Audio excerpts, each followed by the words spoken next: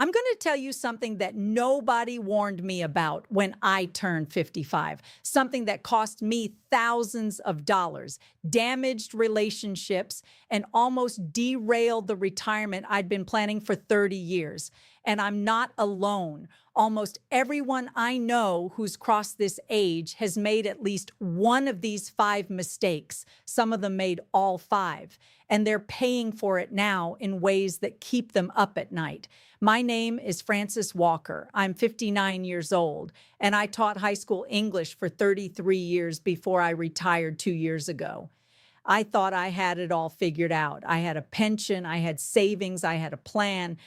But within 6 months of retirement, I realized I'd walked straight into traps that I never even saw coming.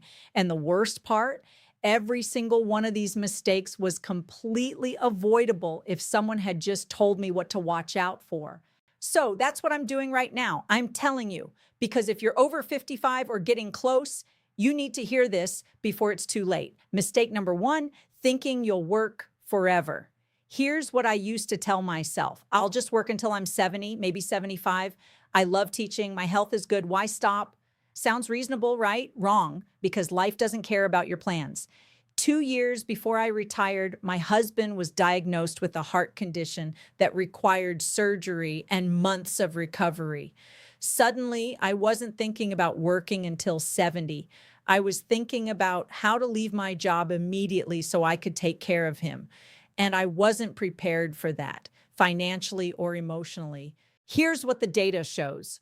More than half of retirees end up leaving work earlier than they planned, not because they want to, but because they have to. Health issues, layoffs, company downsizing, aging parents who need care, a spouse who gets sick. Life happens and it doesn't ask permission. According to surveys, while many workers plan to work past 65, a huge percentage are forced to retire earlier due to circumstances beyond their control. If your entire retirement strategy depends on working until 70, you're building your future on quicksand. What happens if you can't work? What happens if your company downsizes and suddenly nobody wants to hire someone in their 60s? I watched 3 colleagues in their early 60s get laid off during budget cuts. Not one of them found another full-time teaching position. The job market talks about diversity and inclusion, but let's be real, age discrimination is alive and well. The lesson? Save like you're going to retire at 62, even if you plan to work longer. If you do end up working, great, you'll have even more cushion. But if life forces your hand, you won't be scrambling. Mistake number two, rating your retirement account before you retire. I have a friend, I'll call her Linda, who took out a loan from her 401k to help pay for her daughter's wedding, $10,000. She figured she'd pay it back over 5 years, no big deal. Then her company went through a merger, she lost her job, and suddenly that loan had to be paid back in full within 90 days, or it would be treated as a taxable distribution with penalties. She couldn't pay it back. That $10,000 loan ended up costing her nearly $15,000 after taxes and penalties. This is one of the most common and most devastating mistakes people make. Borrowing from your retirement account might feel like using your own money, which technically it is, but the consequences are brutal. You're not just losing the money you borrow, you're losing all the growth that money would have generated over the years. You're losing employer matches if you stop contributing while you're paying the loan back. And if you leave your job, that loan comes due immediately. According to financial experts, when you borrow from your 401k, you're paying the interest back with after-tax dollars. Then you'll pay taxes again when you withdraw that money in retirement. You're literally paying taxes twice on the same money, unless it's a genuine emergency, something that threatens your home or your health. Do not touch that retirement money, ever. I know it's tempting. I know when you see that balance sitting there, it feels like a safety net. But that safety net is for your 70s and 80s, not your 50s and 60s. Find another way, take a side job, cut expenses, borrow from family if you have to. Just don't rob your future self.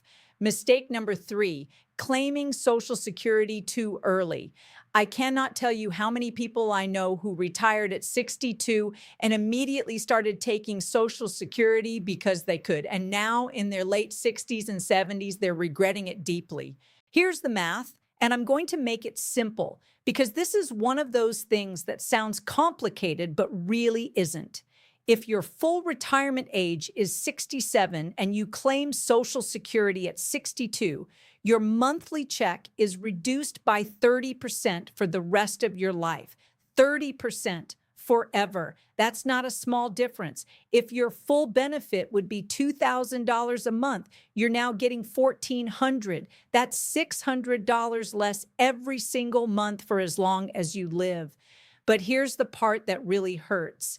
If you wait until 70 to claim, you get an 8% increase for every year you wait past your full retirement age. That's a 24% boost. So that same $2,000 benefit becomes $2,480 a month. Compare that to the $1,400 you'd get at 62. You're talking about more than $1,000 difference every month. Now, I understand some people need that money at 62. They don't have a choice, but a lot of people claim early simply because they're tired of working or they're worried Social Security won't be there later or they just want the money now. If you can possibly afford to wait, wait. Work part-time, live off savings for a few years, do whatever it takes to delay claiming. One of my former colleagues claimed at 62. She's 71 now, and she told me recently that her biggest regret in life is not waiting. She's getting by, but she's not comfortable. And she knows that for the next 10, 15, maybe 20 years, she's going to be getting hundreds of dollars less every month than she could have been. That adds up to tens of thousands of dollars over a lifetime. Mistake number 4, and this one surprised me, isolating yourself. I never thought I was the type of person who would become isolated. I'm social. I have friends. I was surrounded by people every day at school. But when I retired, something shifted. Suddenly, I wasn't seeing colleagues every day. I wasn't chatting with other teachers in the break room. I wasn't running into former students at the grocery store and catching up. My days became quieter. And at first, that felt like relief. But after a few months, it started to feel like loneliness. The research on this is actually alarming. About a quarter of adults over 65 are socially isolated, and studies show that loneliness and isolation increase your risk of heart disease, depression, cognitive decline, even dementia. Social isolation is as dangerous to your health as smoking 15 cigarettes a day. Let that sink in. The problem is that isolation creeps up on you. You don't wake up one day and realize you're lonely. It happens gradually. You stop making plans because it feels like too much effort. You turn down invitations because you're tired. Your world gets smaller and smaller, and before you know it, you're spending most of your time alone. I'm lucky. I caught myself before it got too bad. I joined a book club. I started volunteering at the library. I make a point to have coffee with a friend at least once a week. It takes intention. You have to actively fight against the tendency to withdraw. And if you're someone who struggles with social anxiety or you've lost a spouse or close friends, it's even harder, but you have to do it. Your health depends on it. Find activities, join groups, take classes, volunteer, do something that gets you out of the house and around other people regularly. And don't wait until you feel lonely to start. Build those connections now while you still have the energy and motivation. Mistake number 5, and this is the one I made, assuming your expenses will go down in retirement. Everyone told me that retirement would be cheaper, no more work clothes, no more commuting, no more eating lunch out. And some of that is true. But what nobody told me is that other expenses go way up. Healthcare is the big one. Even with Medicare, which doesn't start until 65, healthcare costs in retirement can be staggering. Prescription medications, co-pays, things Medicare doesn't cover, like dental and vision, it adds up fast. And if you retire before 65, you're on your own for health insurance, which can easily cost $1,000 a month or more. Then there are all the things you finally have time to do: travel, hobbies, home projects, seeing grandkids who live out of state. I thought I'd save money by not working. Instead, I'm spending more because I actually have time to do the things I always wanted to do but couldn't when I was working 60 hours a week. And here's the kicker: inflation. In the 2 years since I retired, everything has gotten more expensive: groceries, utilities, gas, insurance. My fixed income doesn't adjust for that. My pension stays the same. My savings have to stretch further. Most financial experts say you need at least 70 to 80% of your pre-retirement income to maintain your standard of living in retirement. Some say you need more. I thought I'd be fine with less. I was wrong. I'm okay, but it's tighter than I expected. And I know people who are really struggling because they underestimated how much money they'd actually need. My advice: overestimate your expenses. Assume things will cost more than you think. Build in a buffer. And for the love of everything, do not assume your expenses will magically drop by half. They won't. Here's what I wish someone had told me when I was 55. The decisions you make in this decade will define the next 30 years of your life. You still have time to fix mistakes, to save more, to plan better, but that window is closing. Every year you wait makes it harder. If you're 55 right now, you potentially have 10 more years to work, save, and prepare. Use them wisely. Max out your retirement contributions, pay off debt, build an emergency fund, delay Social Security as long as possible. Stay connected to people. Don't borrow from your 401k. Don't assume you'll work forever. These aren't complicated strategies. They're not some secret formula that only financial geniuses understand. They're basic, common sense moves that almost everyone knows they should do, but most people don't actually do. And the price for not doing them is enormous. I'm 59 now. I'm on the other side of some of these mistakes, and I'm doing okay. But I could be doing better if I'd known 5 years ago what I know now.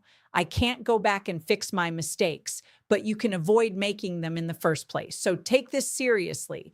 Don't brush it off thinking you'll deal with it later. Later comes faster than you think. One day you're 55 and retirement feels far away. Then you blink and you're 65, and suddenly all those decisions you put off are locked in and you're living with the consequences. I spent 3 decades teaching teenagers about choices and consequences. But the biggest lessons I've learned have come from my own choices after 55. And if sharing my mistakes helps even one person avoid the same pitfalls, then it's worth it. You have one shot at retirement, one chance to get it right. Don't waste it by making these 5 mistakes. Learn from people like me who've already been through it. Ask questions, get advice, make a plan. And whatever you do, don't assume it'll all work out on its own. It won't. Your future self is depending on the decisions you make right now. Don't let that person down.